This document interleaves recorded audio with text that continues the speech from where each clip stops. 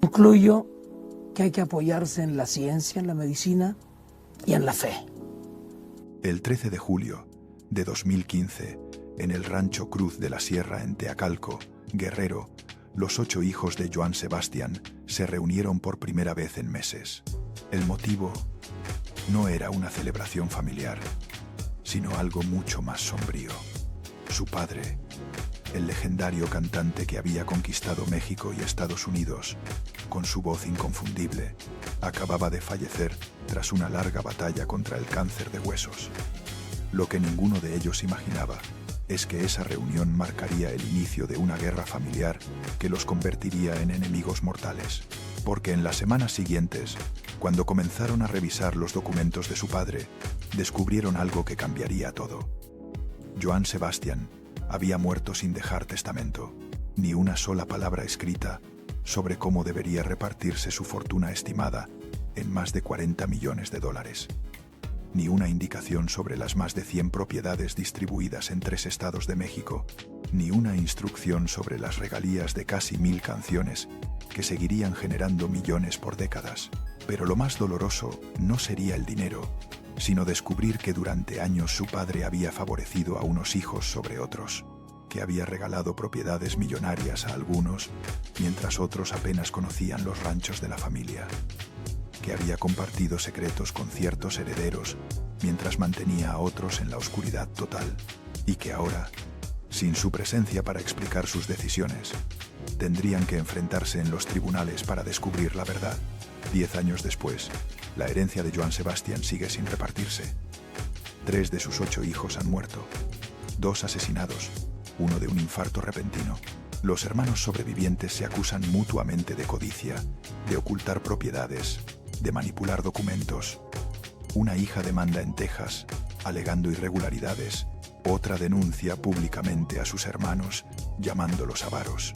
Y el nieto de Joan, un niño de apenas 7 años, se ha convertido en el centro de una batalla legal entre su madre y su abuela, que ha llegado hasta los titulares nacionales.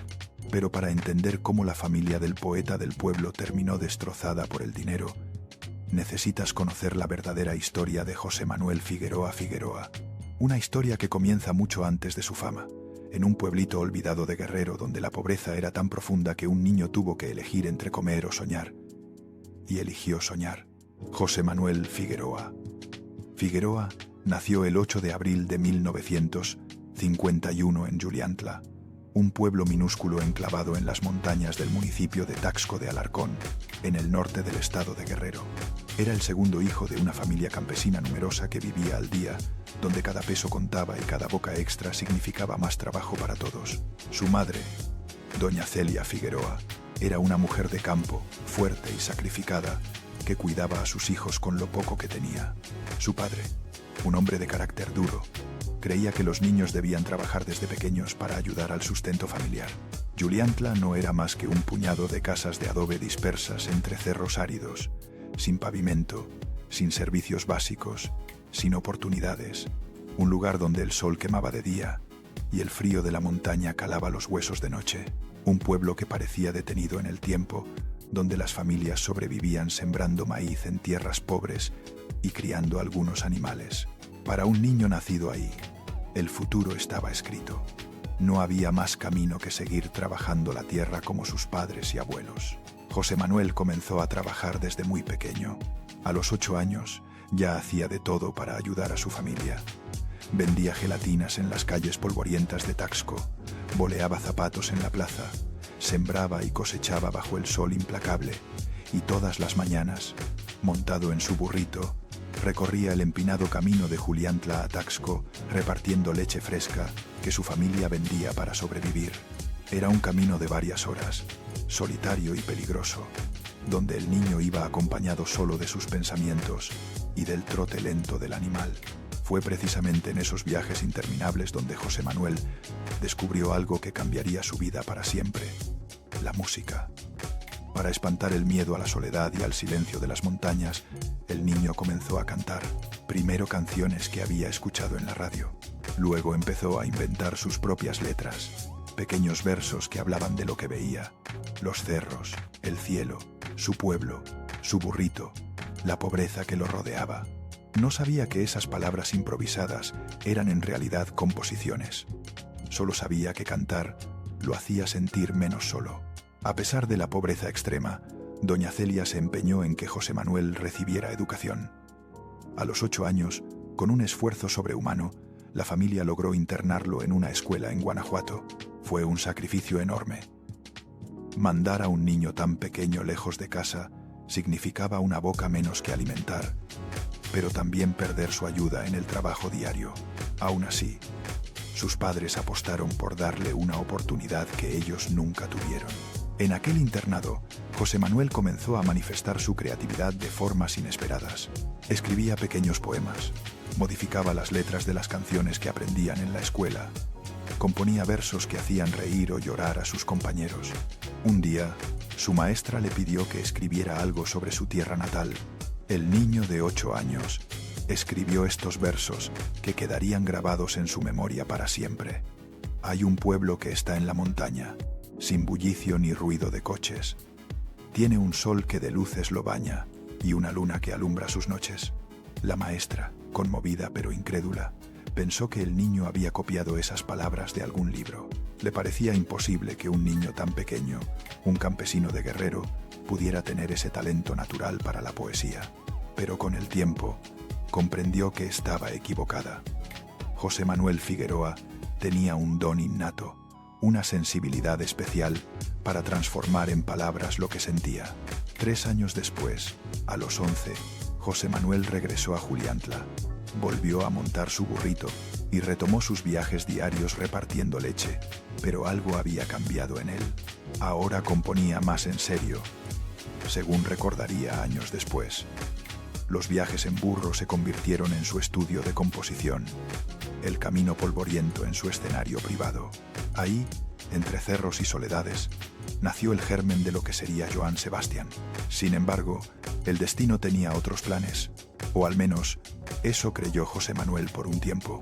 A los 12 años fue internado nuevamente, esta vez en una institución religiosa en Morelos, bajo el cuidado del padre David Salgado, un sacerdote ejemplar que se convirtió en su guía espiritual. Ahí, rodeado de paz, oración y disciplina, el adolescente descubrió una vocación diferente. Quería ser sacerdote. La idea emocionó a su abuela, quien lo apoyó fervientemente, pero su padre se opuso rotundamente. Para un hombre de campo, de carácter rudo y pragmático, tener un hijo cura no tenía sentido. Necesitaba brazos que trabajaran, no manos que bendijeran.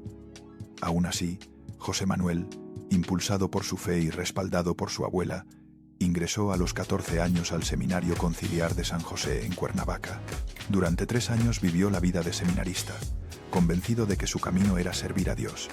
Pero a los 17 años, algo sucedió que cambió todo. Tuvo su primer desengaño amoroso. Se enamoró de una joven y comprendió que su verdadera vocación no estaba en el celibato y la vida religiosa, sino en la música y en vivir intensamente. Abandonó el seminario con el corazón roto, pero con una certeza absoluta. Quería ser cantante. Sin dinero, sin contactos, sin educación formal en música, José Manuel se lanzó a buscar su sueño. La falta de recursos lo obligó a emplearse donde pudiera. Consiguió trabajo en un hotel en Morelos, en el área de mantenimiento, donde ganaba apenas para comer, pero aprovechaba cada oportunidad para cantar. Lo hacía por los intercomunicadores del hotel, en los pasillos, en cualquier rincón donde alguien pudiera escucharlo. Necesitaba que alguien, quien fuera, reconociera su talento, y un día, el destino se manifestó. La cantante y actriz Angélica María se hospedó en ese hotel, y por casualidad, o tal vez por designio divino como Joan creería siempre, lo escuchó cantar. Impresionada por su voz y su carisma natural, Angélica María le recomendó buscar a Eduardo Magallanes, un productor musical en la Ciudad de México. Con esa recomendación como única arma, José Manuel hizo algo que pocos se hubieran atrevido. Viajó a la capital sin dinero, sin lugar donde quedarse, sin nada más que su guitarra y su sueño. Buscó incansablemente a Eduardo Magallanes, pero el productor era inaccesible. Pasaron semanas, quizá meses, en los que el joven sobrevivió como pudo, durmiendo donde lo dejaran, comiendo lo mínimo, manteniendo viva la esperanza. Finalmente logró el contacto, pero el encuentro no fue como esperaba. Magallanes lo escuchó cantar y le dio una respuesta que hubiera destruido a cualquiera. Tienes talento, pero no es suficiente. Necesitas algo más, algo que te diferencie. Derrotado pero no vencido, José Manuel regresó a Morelos a seguir trabajando y componiendo. Pasaron algunos años más de lucha, de trabajos pesados, de noches componiendo canciones que nadie escuchaba. En algún momento de esos años oscuros, trabajó en los llanos de San Sebastián, un lugar que quedaría grabado en su memoria. Cuando finalmente decidió adoptar un nombre artístico, quiso honrar ese lugar. Su hermana, estudiosa de la numerología, le sugirió que cambiara Juan por Joan, por cuestiones de energía y destino. Así nació Joan Sebastián, aunque los locutores de radio y el público terminarían pronunciándolo Joan Sebastián sin acento, y así se quedaría para siempre. Corría 1977 cuando lanzó su primer sencillo, El Camino del Amor. Vendió 127.000 copias, una cifra respetable para un desconocido. Su segundo tema, Sembrador de Amor, fue elegido por un grupo argentino para interpretarlo en el Campeonato Mundial de Fútbol de 1978. Joan Sebastián tenía por fin algo de reconocimiento, pero no tenía dinero. Y el dinero era lo que necesitaba desesperadamente. Así que tomó una decisión drástica.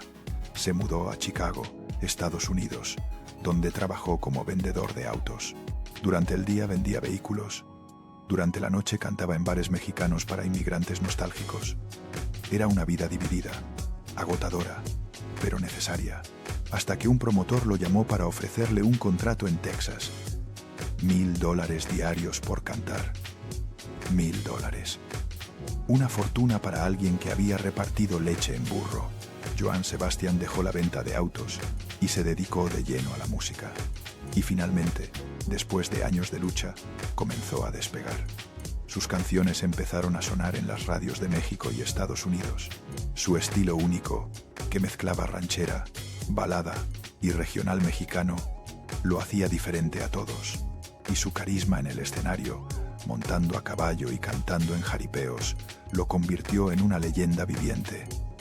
El rey del jaripeo, el poeta del pueblo. Pero mientras su carrera florecía, su vida personal comenzaba a complicarse de formas que nadie imaginaba, porque Joan Sebastián, el hombre que cantaba al amor con una pasión desgarradora, tenía un problema. No podía mantener una sola relación, y esa incapacidad para ser fiel, para comprometerse de verdad, sembró las semillas de la tragedia que destruiría a su familia décadas después. Teresa González fue su primera esposa, la madre de sus primeros 3 hijos, José Manuel, Juan Sebastián y Trigo de Jesús Figueroa González. Poco se sabe de esta relación, que se mantuvo mayormente en privado, pero lo que sí se sabe es que terminó mal. Joan, ya en ascenso en su carrera, comenzó a viajar constantemente, a estar rodeado de mujeres, a vivir la vida de estrella que siempre había soñado. Teresa y los niños quedaban relegados. José Manuel, el mayor, nació en Estados Unidos en 1975. Desde pequeño mostró talento para la música, como su padre. Juan Sebastián llegó pocos años después, seguido por Trigo de Jesús. Los 3 niños crecieron viendo a su padre entrar y salir de sus vidas, siempre ocupado, siempre de gira, siempre componiendo para otros pero casi nunca presente para ellos. Luego llegó la relación que Joan jamás pudo olvidar, su romance con Maribel Guardia. La belleza costarricense, modelo, actriz y cantante, se cruzó en su camino cuando ambos estaban en la cima de sus carreras. Joan quedó fascinado. Maribel era hermosa, talentosa, carismática.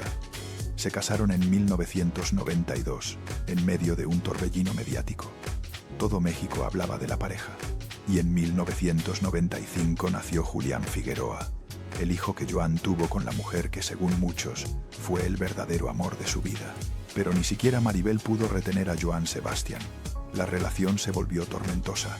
Joan, según declaró Maribel años después, era muy coqueto, siempre rodeado de admiradoras, incapaz de decir que no a las tentaciones de la fama. En 1996, apenas un año después del nacimiento de Julián, se separaron. El divorcio fue doloroso, público, lleno de acusaciones mutuas, pero acordaron algo fundamental. Julián crecería con su madre, pero Joan sería un padre presente. Y curiosamente, con Julián sí lo fue. Tal vez porque Maribel se lo exigió, o tal vez porque ese niño representaba algo especial para Joan. Julián creció viendo a su padre en los escenarios, acompañándolo en giras, aprendiendo de él. La relación entre ambos era profunda, real. Julián idolatraba a su padre, y Joan veía en Julián una segunda oportunidad de ser el padre que no había sido con sus primeros 3 hijos. Pero Joan Sebastián no se detuvo ahí. Con María del Carmen Ocampo, tuvo a Zarelea Figueroa, su primera hija mujer. Con Alina Espino procreó a Joana Marcelia y de Llave Figueroa. Y con Erika Alonso nació Juliana, la menor de todos sus hijos. 8 hijos en total, con 5 mujeres diferentes, desperdigados en diferentes ciudades, creciendo en circunstancias distintas, algunos cercanos a su padre, otros apenas conociéndolo.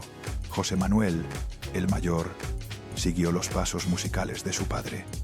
Se convirtió en cantante y compositor, intentando salir de la sombra del poeta del pueblo. Su relación con Joan era compleja, cercana en lo profesional, pero marcada por el abandono emocional de la infancia.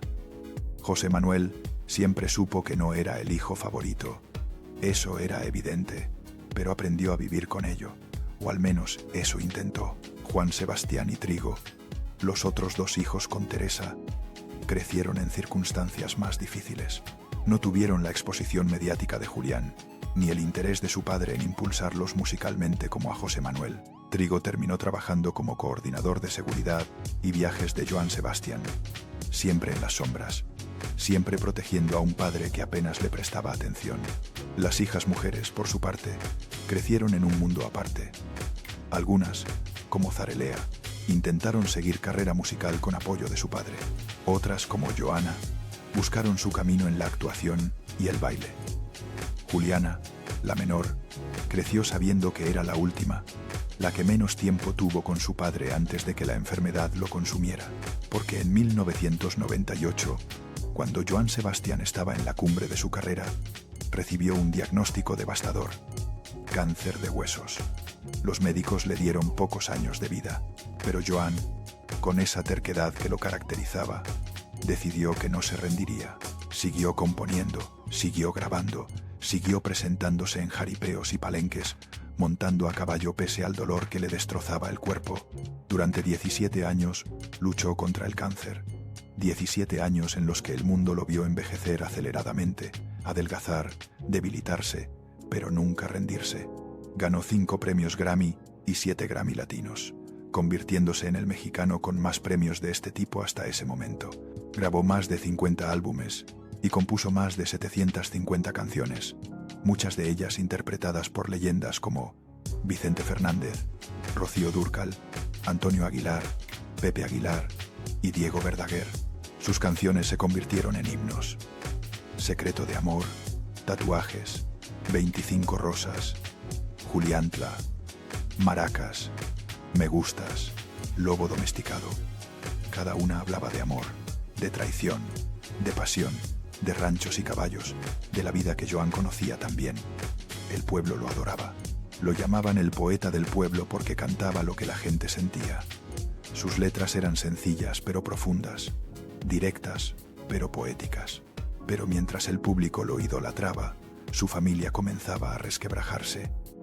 En 2006 ocurrió la primera tragedia que marcaría a Joan Sebastián para siempre.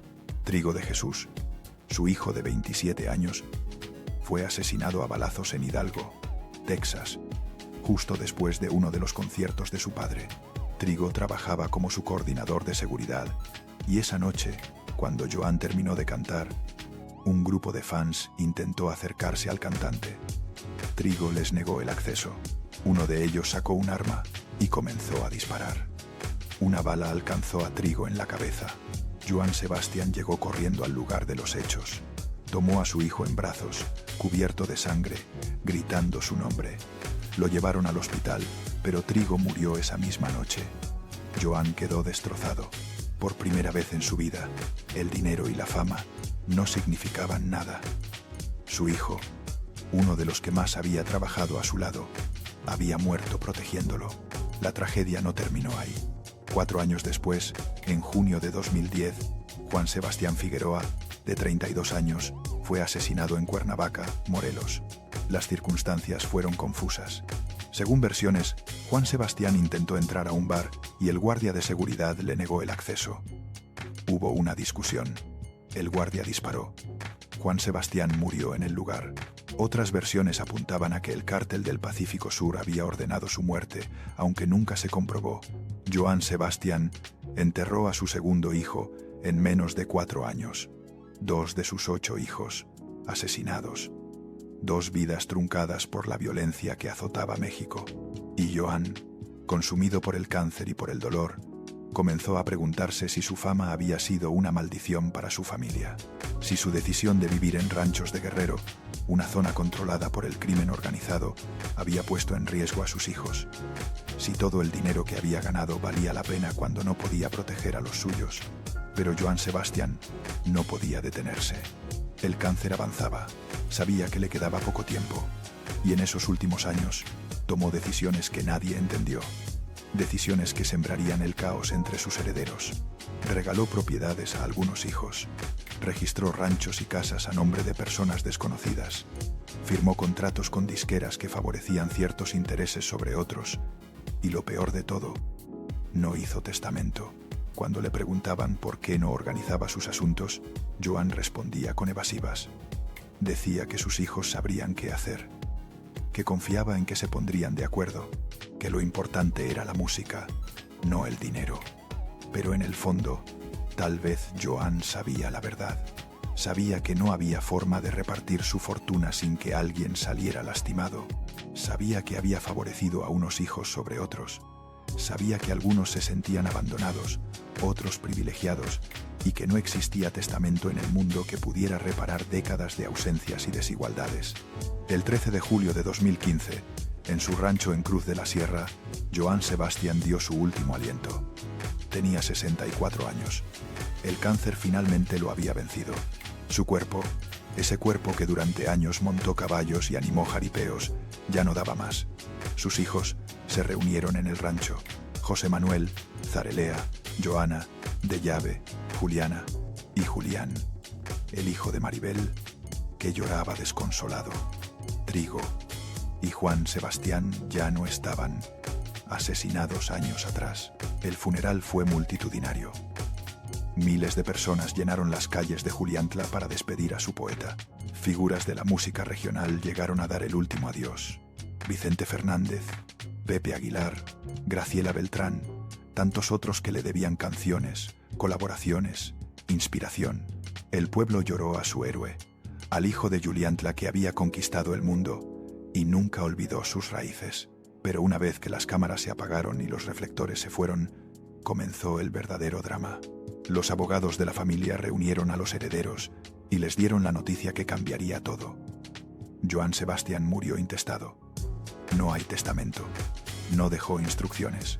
Todo su patrimonio, estimado en más de $40 millones, deberá repartirse según la ley mexicana de sucesiones intestamentarias. Lo que eso significaba era simple. Un proceso legal largo, complicado, costoso, en el que un juez decidiría cómo repartir los bienes. Y para eso, primero había que hacer un inventario completo de todo lo que Joan poseía. Las propiedades, los contratos, las regalías, los derechos de autor, las cuentas bancarias, los vehículos, los caballos, los ranchos, todo. Y fue ahí donde comenzaron los problemas, porque resultó que Joan Sebastián tenía más de 100 propiedades distribuidas en 3 estados: Guerrero, Morelos y el Estado de México. Ranchos enormes, casas, terrenos, locales comerciales. Algunas estaban a su nombre, otras a nombre de empresas fantasma, otras registradas bajo nombres de personas que los hijos ni siquiera conocían. Además, Joan había firmado contratos con varias disqueras a lo largo de su carrera. Algunos contratos le daban control total sobre sus regalías. Otros cedían porcentajes a terceros. Y nadie sabía exactamente cuánto dinero estaba entrando por las casi 1000 canciones que seguían sonando en radios, streaming y eventos. José Manuel Figueroa, como hijo mayor, intentó tomar el liderazgo del proceso. Propuso que todos trabajaran juntos, que confiaran en el albacea designado por el juez, que no pelearan entre hermanos. Pero Juliana, la menor, no confiaba. Desde el principio denunció irregularidades. Acusó a José Manuel de querer quedarse con más de lo que le correspondía. Alegó que había propiedades ocultas que no estaban en el inventario oficial. Y en 2015 inició un juicio en Texas, exigiendo transparencia y un mayor control sobre las regalías del catálogo musical de su padre en Estados Unidos. La acusación de Juliana dividió a la familia. Algunos hermanos la apoyaron. Otros la tacharon de codiciosa y problemática.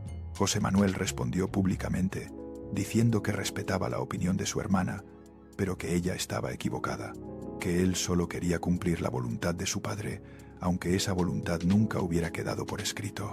Julián Figueroa, el hijo de Maribel, intentó mantenerse neutral. Públicamente declaró que su padre le había heredado en vida un rancho en Cuernavaca llamado Las Palmas, valuado en $11 millones, que Joan había comprado al padre de Salma Hayek. Julián dejó claro que ese rancho no entraría en la repartición de bienes porque ya era legalmente suyo, pero aún así le correspondía una parte de todo lo demás. Los años pasaron: 2016, 2017, 2018, 2019, 2020, 2021, 2022. La herencia seguía sin repartirse. Los abogados cobraban honorarios millonarios. El juez exigía más documentos, más aclaraciones, más pruebas. Juliana seguía demandando. José Manuel seguía defendiendo su postura. Las hermanas mujeres, en su mayoría, se mantenían al margen, cansadas del conflicto. Y entonces, el 9 de abril de 2023, ocurrió algo que congeló todo. Julián Figueroa, el hijo de 27 años de Joan Sebastián y Maribel Guardia, fue encontrado sin vida en su casa de la colonia Jardines del Pedregal, en la Ciudad de México. La autopsia reveló que había muerto de un infarto agudo al miocardio y fibrilación ventricular. Su corazón simplemente se detuvo. La noticia devastó a la familia. Julián era joven, estaba en plena carrera musical y actoral. Tenía un hijo pequeño, José Julián, de apenas 6 años. Maribel Guardia quedó destrozada. En redes sociales, Julián había publicado un mensaje demoledor apenas un día antes de su muerte. Vituperan los fanáticos, viva el poeta del pueblo. Pero a mí me importa un bledo, solo quiero a mi papá. Al demonio con los Grammys, con la fama y el dinero, pues mi único deseo es abrazarte una vez más. Esas fueron las últimas palabras públicas que Julián escribió sobre su padre, y con su fallecimiento, el proceso de sucesión de Joan Sebastián se complicó aún más, porque ahora José Julián, el nieto de Joan, se convertía en heredero de la parte que le correspondía a su padre. Cipriano Sotelo, el vocero de la sucesión testamentaria, anunció que el juez había ordenado suspender el proceso hasta que se abriera la sucesión de Julián y se determinara quiénes eran sus herederos. Y ahí comenzó otro conflicto. Imelda Garza Tuñón, la viuda de Julián y madre de José Julián, quedó como albacea del menor. Pero Maribel Guardia, la abuela, también reclamaba derechos. Lo que debió ser un duelo familiar se convirtió en una batalla legal pública. Maribel acusó a Imelda de consumir drogas, de no cuidar adecuadamente al niño, de dilapidar el dinero que le correspondía a José Julián. Imelda respondió con acusaciones de manipulación y control. El caso llegó a los medios. Los titulares hablaban de una guerra entre suegra y nuera por la custodia de un niño, que además era heredero de millones. Temporalmente un juez otorgó la custodia a Maribel Guardia, pero en marzo de 2025 el niño regresó con su madre, aunque el proceso legal continúa. Y lo que está en juego no es solo el bienestar del pequeño José Julián, sino también los millones que heredará cuando cumpla 18 años. Según el periodista Gustavo Adolfo Infante, el niño podría recibir hasta 120 millones de pesos bajo la administración de su madre. Mientras tanto, el resto de los herederos sigue esperando. En noviembre de 2024, casi 10 años después de la muerte de Joan Sebastián, el abogado Cipriano Sotelo anunció que los herederos estaban cerca de llegar a un acuerdo. Propuso crear una empresa donde todos fueran socios, que administrara las regalías de las casi 1000 canciones de Joan y que repartiera las ganancias de forma equitativa. Pero en enero de 2025 surgieron nuevas tensiones. Juliana Figueroa volvió a pronunciarse públicamente, acusando a sus hermanos de avaros y denunciando irregularidades.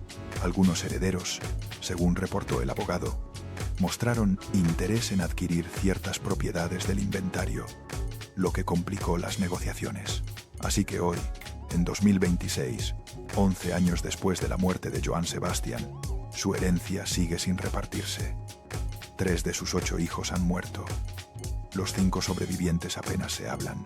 Un nieto de 7 años es el centro de una batalla legal millonaria, y el legado del poeta del pueblo, que debió ser de unidad y música, se ha convertido en un símbolo de codicia y división familiar. ¿Por qué Joan Sebastián no hizo testamento? Esa es la pregunta que todos se hacen. Algunos dicen que era supersticioso, que creía que hacer testamento era invocar la muerte. Otros aseguran que simplemente nunca quiso enfrentar la realidad de que había favorecido a unos hijos sobre otros y que plasmar eso en papel significaba admitir sus errores como padre.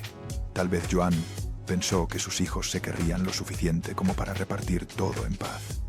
Tal vez creyó que el dinero no importaba, que lo único valioso era su música y su memoria.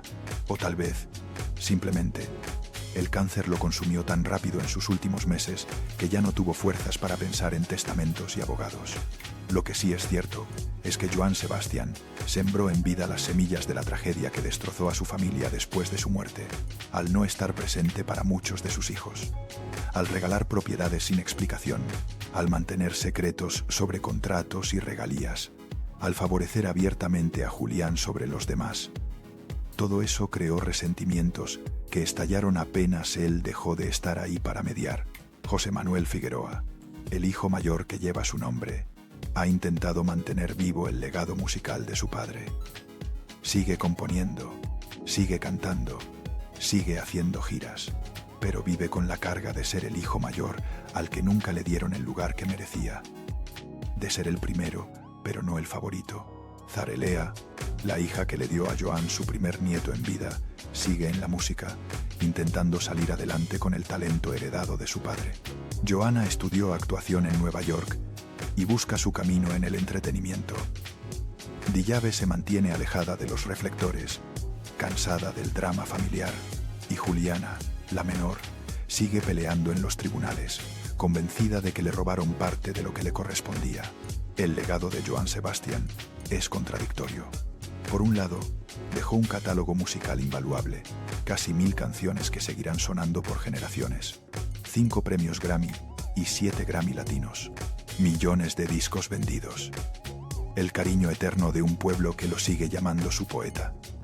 Por otro lado, dejó una familia rota, dividida por el dinero, incapaz de honrar su memoria sin pelearse.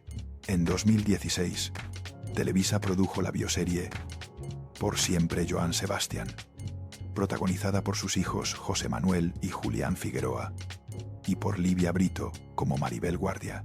La serie mostró los triunfos y las adversidades del cantante, pero omitió convenientemente la guerra familiar que ya se gestaba por su herencia, porque esa historia todavía no había terminado, y tal vez nunca termine. En el 7º aniversario luctuoso de Joan Sebastián, en 2022, la familia lanzó el mezcal artesanal Joan Sebastián, hecho en Guerrero, para honrar su memoria y generar ingresos que serían repartidos entre todos los herederos. Zarelea Figueroa explicó durante el lanzamiento: con los años la gente dice que el dolor disminuye. Yo creo que no es cierto. Hoy, a 7 años de la partida de mi padre, creo que el dolor sigue ahí. Pero el mezcal, como todo lo demás, se convirtió en otro tema de disputa. ¿Quién administraba las ganancias? ¿Cómo se repartían? ¿Por qué unos hermanos participaban más que otros en la promoción?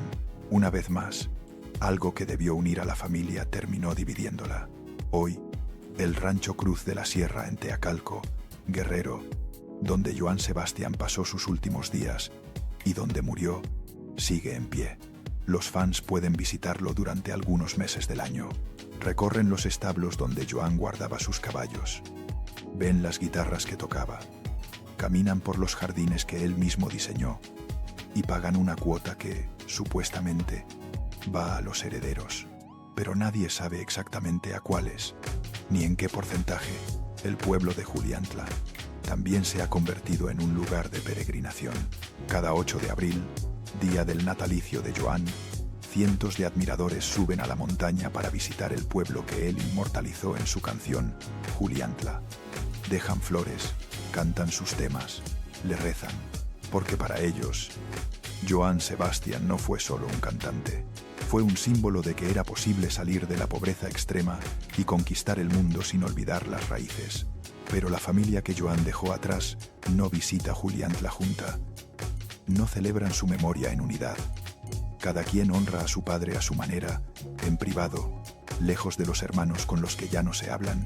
En las redes sociales, de vez en cuando, uno de los hijos publica una foto con Joan, un recuerdo, una canción, y los comentarios se llenan de amor de los fans, pero también de preguntas.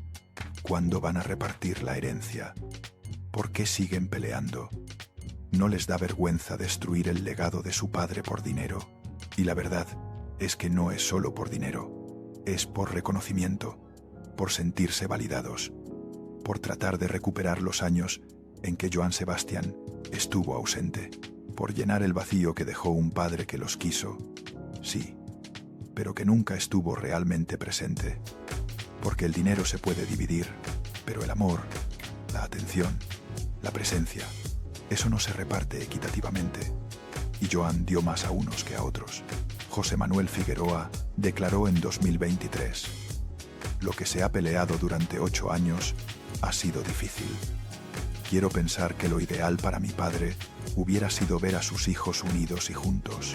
Respeto la decisión de Juliana, su forma de pensar. Si ella cree que es de esa forma, adelante, no pasa nada. Pero sí pasa algo, porque 3 hijos de Joan Sebastian ya están muertos, porque un nieto de 7 años está en medio de una batalla legal, porque las hijas mujeres crecen sabiendo que sus hermanos varones tuvieron privilegios que ellas nunca tuvieron, porque el poeta del pueblo, que cantó al amor y a la familia, dejó una familia desgarrada que probablemente nunca sanará. En marzo o abril de 2025, según anunció el abogado Cipriano Sotelo, el juez finalmente daría a conocer cómo sería repartida la herencia de Joan Sebastian. Pero incluso si eso sucede, el daño ya está hecho. 11 años de peleas, de acusaciones, de rencores acumulados. 11 años en los que los hermanos Figueroa dejaron de ser una familia para convertirse en contrincantes legales. Y mientras tanto, las canciones de Joan Sebastian siguen sonando. Secreto de amor en las bodas, tatuajes en las cantinas, 25 rosas en los cumpleaños, Juliantla en las fiestas patrias. Cada vez que suena una de sus canciones, las disqueras cobran regalías. Las plataformas de streaming generan ingresos. Los derechos de autor producen millones. Y todo ese dinero se acumula en cuentas congeladas, esperando que una familia rota se ponga de acuerdo. Hay algo profundamente irónico en todo esto. Joan Sebastian pasó toda su vida componiendo sobre el amor, sobre el valor de la familia, sobre las raíces, sobre no olvidar de dónde vienes, pero sus propios hijos olvidaron esas lecciones. Se perdieron en el dinero, en los rencores, en las disputas legales, y el poeta del pueblo, que tanto amó a sus hijos a su manera imperfecta, hoy sería testigo de que su muerte los destruyó más que cualquier otra cosa en vida. Tal vez Joan Sebastian sabía que esto pasaría. Tal vez por eso nunca hizo testamento, porque sabía que no había forma de repartir su legado sin romper a su familia. Sabía que había cometido errores imperdonables como padre. Sabía que algunos de sus hijos lo amaban más que otros. Sabía que había favorecido a Julián de forma descarada. Sabía que José Manuel siempre cargó con el peso de ser el hijo mayor, sin ser el favorito. Sabía que Juliana creció sintiéndose la última de la fila. Y tal vez, en sus últimos días, consumido por el cáncer y por el dolor de haber enterrado a 2 hijos asesinados, Joan Sebastian simplemente se rindió.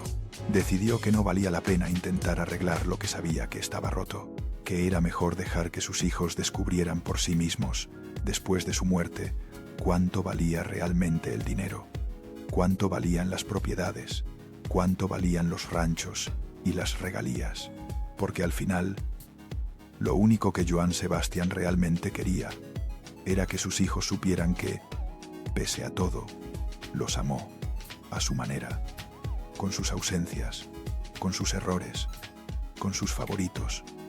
Los amó, y esperaba que ese amor fuera suficiente para mantenerlos unidos después de su partida, pero no lo fue.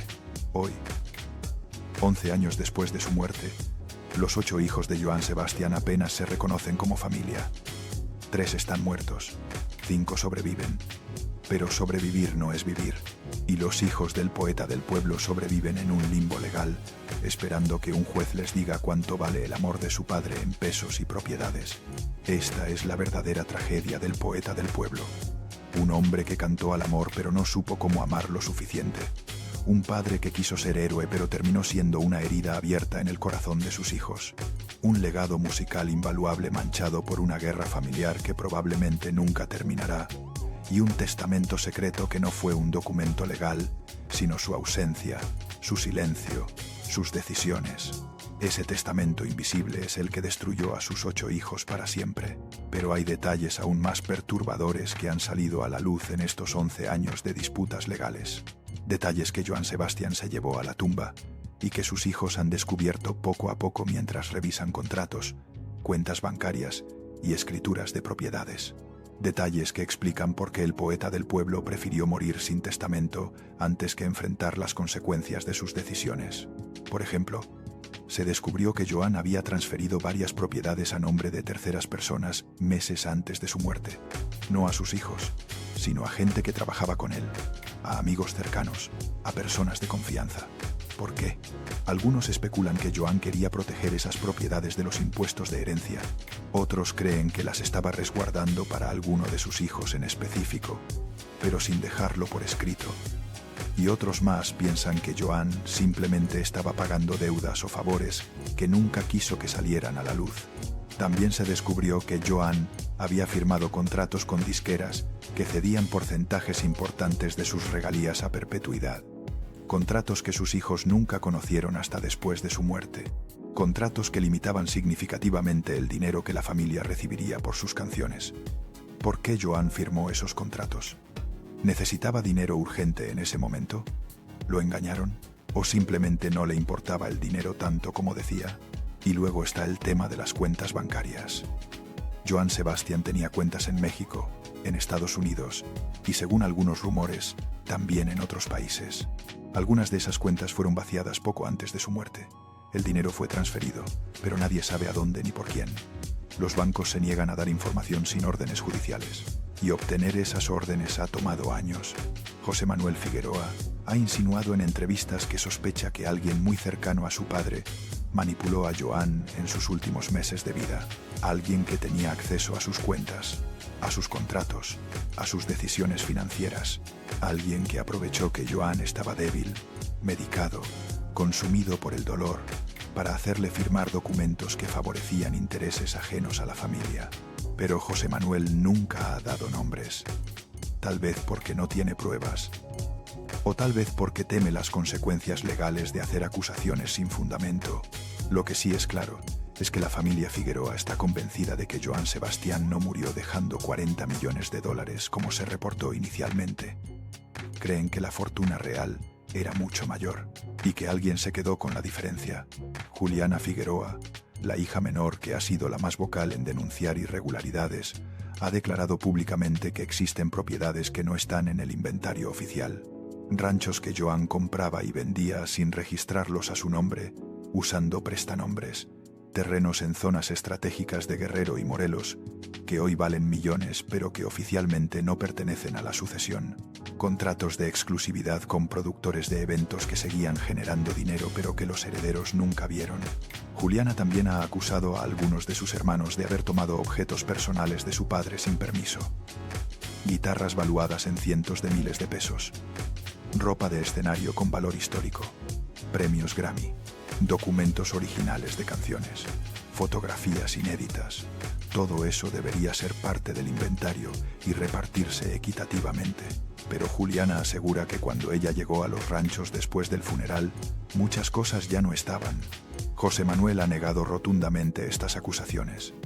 Dice que él tomó únicamente lo que su padre le había dado en vida, que las guitarras que tiene son las que Joan le regaló personalmente, que los premios que están en su casa son réplicas, no los originales, y que si Juliana quiere revisar el inventario oficial, está en todo su derecho, pero que deje de difamarlo públicamente.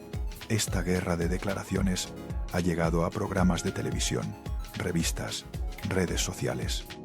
Los hijos de Joan Sebastián ventilan sus trapos sucios ante millones de personas, y cada vez que lo hacen, el legado de su padre se mancha un poco más, porque el público que tanto amó a Joan Sebastián ahora ve a sus hijos como personas ambiciosas, peleadas, incapaces de honrar la memoria de su padre con dignidad.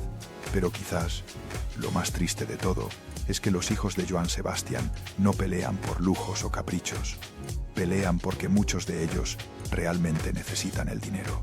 José Manuel, pese a tener carrera musical, nunca ha alcanzado el éxito de su padre. Sus giras no llenan palenques como las de Joan. Sus canciones no suenan en todas las radios. Y mantener una carrera en la música regional mexicana es costoso. Necesita músicos, producción, promoción. Y todo eso se paga. Zarelea también lucha por abrirse camino en la música. Pero el apellido Figueroa es una bendición y una maldición. La gente espera que cante como su padre, y cuando no lo hace, la critican. Ha intentado varios géneros, varios estilos, pero nada despega realmente. Y mientras tanto, necesita pagar renta, alimentar a su hijo, el nieto que Joan conoció en vida, sobrevivir. Joana invirtió años y mucho dinero en estudiar actuación en Nueva York, una de las escuelas más caras y prestigiosas del mundo. Esperaba que al graduarse tendría acceso a la fortuna familiar para comenzar su carrera, pero 11 años después, sigue esperando. Y mientras tanto, sobrevive como puede, tomando trabajos pequeños, audicionando, luchando. Dillave, la más reservada, simplemente se cansó.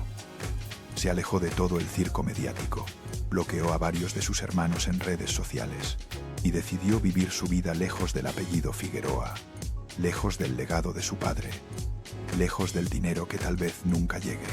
Y Juliana, la menor, siente que le robaron su infancia y ahora le están robando su herencia.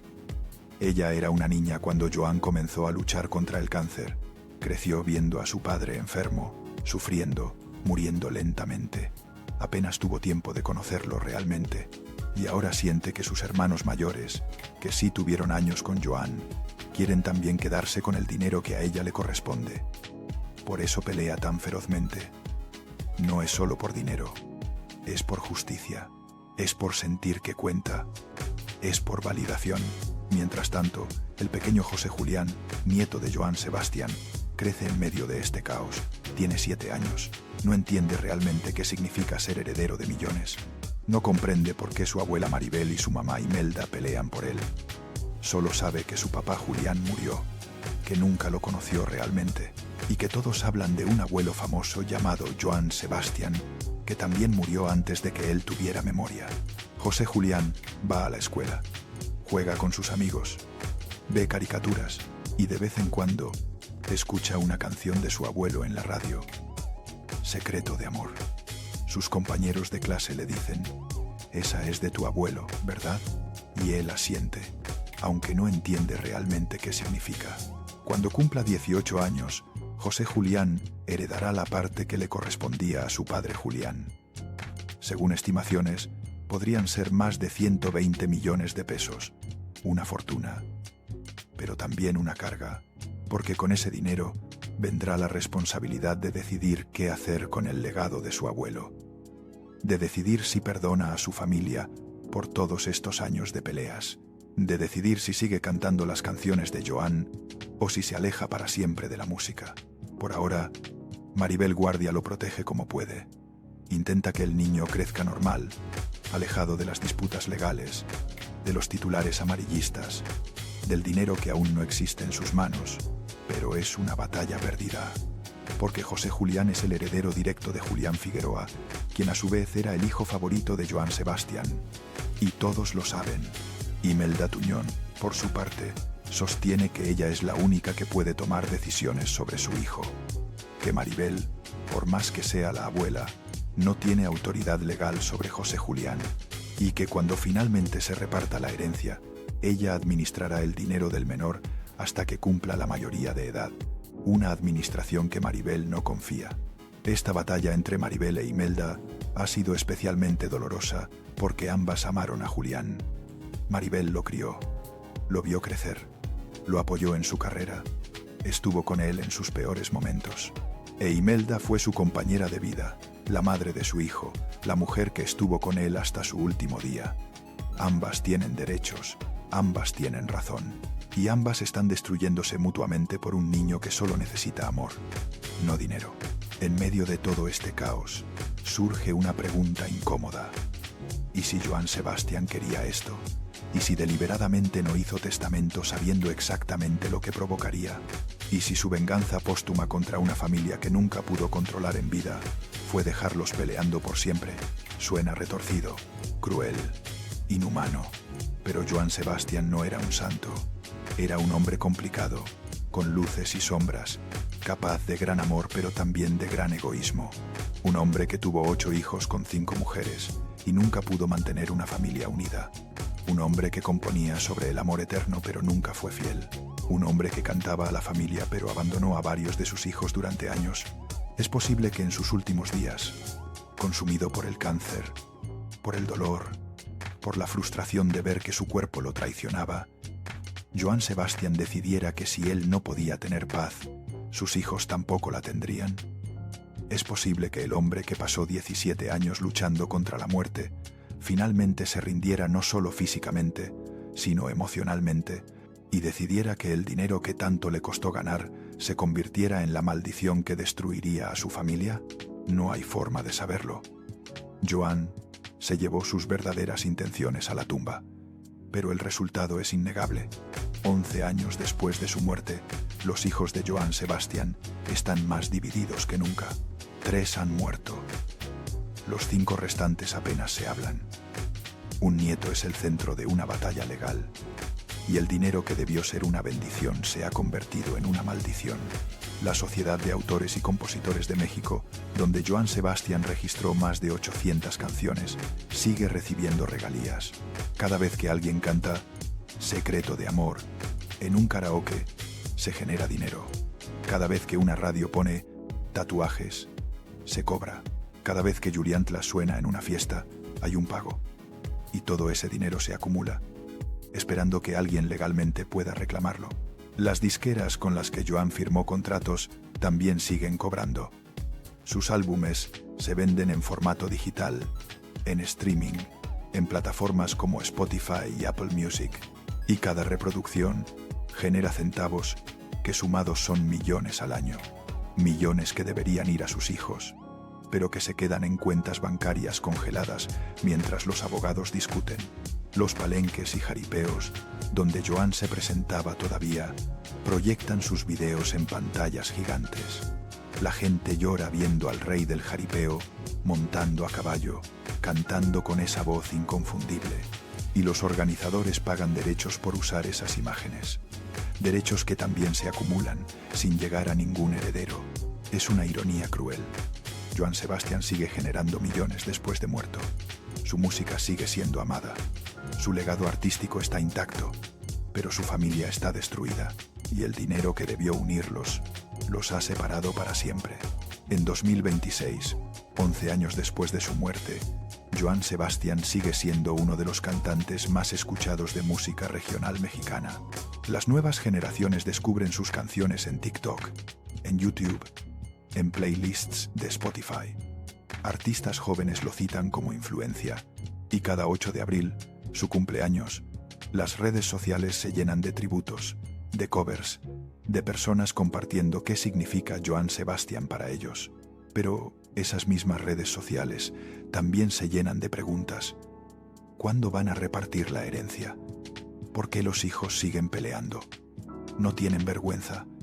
Y los hijos de Joan leen esos comentarios y se duelen, porque saben que el público tiene razón, saben que están destruyendo el legado de su padre, pero no pueden parar, porque cada uno siente que tiene la razón, cada uno siente que merece más, cada uno siente que fue el más abandonado, el más olvidado, el que más sufrió, y tal vez todos tienen razón, tal vez todos sufrieron, tal vez ninguno tuvo el padre que merecía, y tal vez por eso pelean tan ferozmente por el dinero, porque es lo único tangible que les queda de un padre que nunca estuvo realmente presente.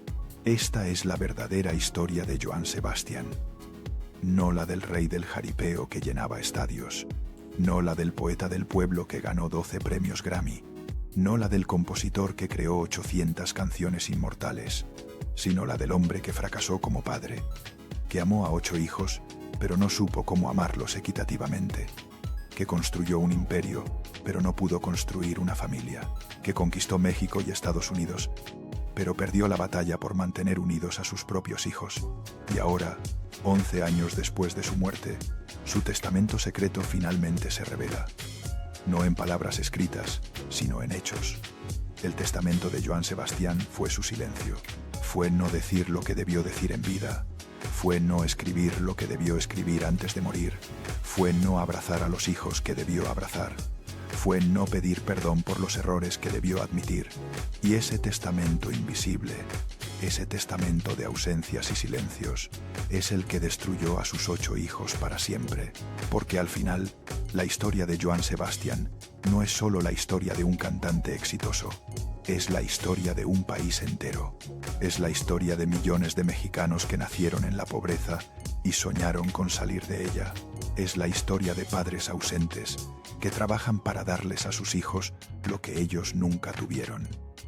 Pero en el proceso, olvidan darles presencia. Es la historia de familias divididas por el dinero, por el orgullo, por rencores que se acumulan durante décadas y estallan cuando ya es demasiado tarde. Joan Sebastián fue un símbolo de esperanza para los que nacen sin nada, un símbolo de talento que vence a la adversidad, un símbolo de amor a las raíces, al pueblo, a la tierra, pero también se convirtió en un símbolo de algo más oscuro, de cómo el éxito no garantiza la felicidad, de cómo el dinero no compra la paz familiar, de cómo puedes conquistar el mundo y perder a tu familia en el proceso. Sus canciones seguirán sonando por generaciones. Secreto de amor seguirá haciendo llorar a los enamorados. Tatuajes seguirá siendo el himno de los corazones rotos. Juliantla seguirá recordándonos la importancia de las raíces. Y 25 Rosas seguirá siendo la canción perfecta para los que aman en silencio. Pero cada vez que suene una canción de Joan Sebastián, también debería recordarnos algo más, que el verdadero legado no está en el dinero que dejas, sino en el amor que diste, que los hijos no necesitan herencias millonarias, necesitan padres presentes, que las familias no se construyen con propiedades y contratos, sino con tiempo, con atención, con perdón. Joan Sebastián tuvo 50 años de carrera, grabó más de 50 álbumes, compuso 800 canciones, ganó 12 premios Grammy, vendió millones de discos, llenó estadios, conquistó 2 países, pero no pudo mantener unida a su familia. Y esa es su verdadera tragedia. Hoy, los 8 hijos de Joan Sebastián son una familia solo en el apellido. En la práctica, son extraños que comparten un padre muerto y una herencia sin repartir. Son personas que podrían amarse, apoyarse, consolarse en el dolor de haber perdido a 3 hermanos, pero en lugar de eso, se enfrentan en tribunales, se acusan en redes sociales, se evitan en eventos públicos. Y Joan Sebastián, donde quiera que esté, presencia todo esto. Ve cómo el dinero que tanto le costó ganar se convirtió en el veneno que destruyó a sus hijos. Ve cómo sus canciones de amor sirven de banda sonora a una guerra familiar. Ve cómo el pueblo que tanto lo amó ahora mira a sus hijos con decepción y lástima. Esta es la lección final del poeta del pueblo. Que no importa cuánto éxito tengas, cuánto dinero acumules, cuánta fama alcances, si no cuidas a tu familia, si no estás presente, si no das amor verdadero, todo lo demás no significa nada. Porque el dinero se gasta, la fama se desvanece, Los premios se empolvan, pero la familia, cuando está bien cuidada, dura para siempre. Johann Sebastian no cuidó a su familia, y su familia no sobrevivió su muerte. Ese es su testamento secreto, ese es su legado real, y ese es el precio que pagaron sus 8 hijos por tener un padre que fue un genio musical, pero un fracaso familiar. 11 años han pasado desde que Johann Sebastian cerró los ojos por última vez en su rancho de Teacalco. 11 años en los que sus canciones han seguido consolando a millones, mientras su familia se destroza. 11 años en los que el dinero que debió ser bendición se convirtió en maldición. 11 años de abogados, jueces, demandas, acusaciones. 11 años de espera por una justicia que tal vez nunca llegue. Y mientras los hijos de Johann Sebastian esperan que un juez reparta el dinero, la vida sigue. Los nietos crecen sin conocer a su abuelo. Las nuevas generaciones descubren su música. Los ranchos se deterioran sin mantenimiento. Las propiedades pierden valor y el legado del poeta del pueblo se va diluyendo en peleas legales que nadie ganará realmente, porque no importa cuánto dinero reciba cada hijo al final. No importa si son 10 millones o 40 millones. El dinero no devolverá a los 3 hermanos muertos. No sanará las heridas de décadas de abandono. No compensará los años sin padre. No borrará el resentimiento acumulado. El dinero solo será dinero. Y para cuando llegue, si es que llega, la familia Figueroa ya estará tan rota que ninguna cantidad podrá repararla. Ese es el verdadero testamento secreto de Johann Sebastian.